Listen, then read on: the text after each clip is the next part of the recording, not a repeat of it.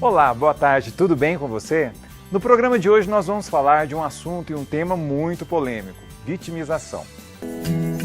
Eu, caçador de mim. Se faz sol, reclama. Se chove, é falta de sorte. Nada dá certo, ô azar. Assim é a vida de quem se faz de vítima e culpa os outros pelas próprias frustrações. Reconhecer o vitimismo não é fácil, mas quem se viu nessa situação conta que é possível tomar as rédeas da própria vida e ser feliz. Uma pessoa que se faz de vítima reclama de tudo, é bem negativa e acha que tudo dá errado para ela. Você conhece alguém assim? Ou será que costuma agir desse jeito? Você conhece alguém que se faz de vítima? Sim. Muita gente? Muita. A pessoa que se faz de vítima, ela é sonsa e nunca assume que está errado, né? Como é que agem essas pessoas que se fazem de vítima? De coitado, dá uma de vítima, ai tá doendo aqui, eu não posso subir a escada, que tá doendo meu joelho. Inclusive tem um parceiro meu de serviço que ele anda com a dor nas costelas, que não faz de vítima, né? Porque eu já vi ele jogando futebol, várias tripulias, mas na hora do serviço é dissimulado, dá uma de coitado. Pra ficar com dó. Com dó, né? E você às vezes é assim ou não? Às vezes a gente é também, né? A gente precisa ser um pouquinho às vezes. Ah, é? Por quê? Uai, senão hoje não dá pra sobreviver desse jeito, né? E você às vezes se faz de vítima ou não? Um pouquinho. Às vezes faz. É, porque o mundo tem que, né? É assim, né? A vida é assim. E de vez em quando você também dá um de coitadinho ou de jeito nenhum? Sempre quando é preciso, né? Porque a gente vive num mundo hoje, os grandes sobrevivem, né? Porque às vezes alguma coisinha tem que dar mentidinha, se fingir de vítima, uma coisinha pra se encaixar no lugar pra dar certo, entendeu? Você acha difícil conviver com uma pessoa assim? Sim, muito difícil. É difícil. Porque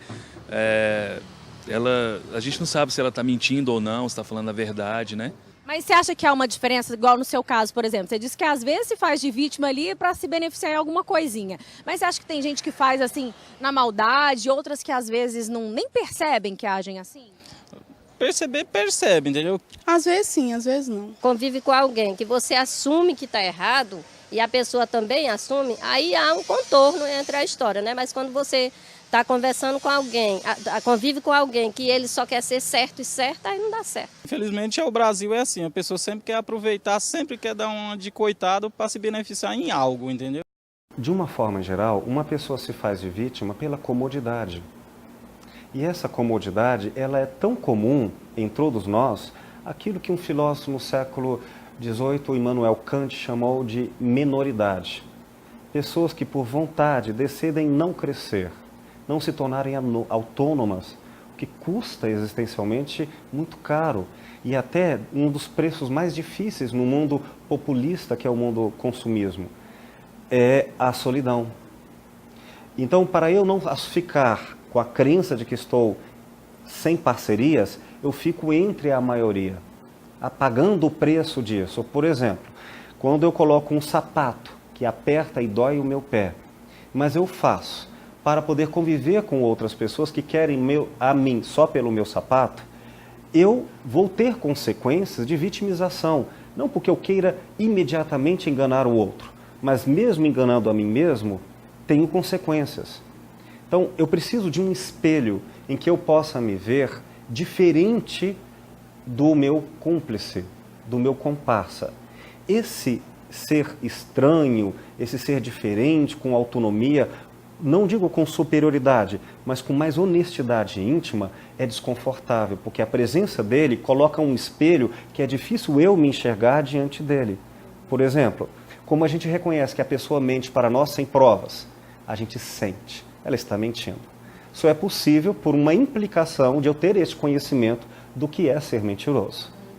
Ora, imagine então eu fazer isso diante de outra pessoa em que eu a elogio, alimentando-a de vaidade, mas mentindo. Então ela aceita porque está carente, eu uso porque tenho vantagens, há uma cumplicidade que no momento é bom e depois sofremos muitas consequências de não sermos autênticos. Agora, deixamos para depois sofrer essas consequências. E quando plantamos o que colhemos tardiamente, não reconhecemos a causa que começou conosco, fazendo os atos incorretos.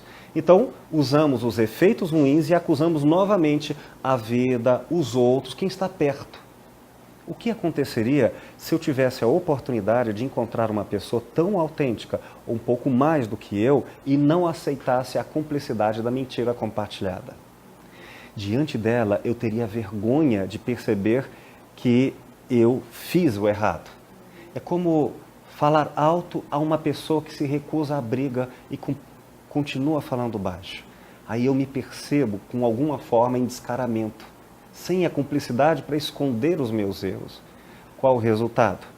Em princípio, é claro que o desconforto é natural que do provérbio cristão se faça toda a verdade. A boca fala do que o coração está cheio. E depois de muito tempo acumulado mentiras, a gente não suporta a verdade e ela surge como ataque, reclamação. Mas, passado um pouco esse período, aquelas que já buscam algo melhor do que o mundo, que já se acostumaram, traidoras de si mesmas. Como diz o título, Caçador de Mim, o título do programa, há pessoas que desistiram de si por uma corrupção, nos deram o que queríamos, falaram o que queríamos ouvir e nos acostumamos.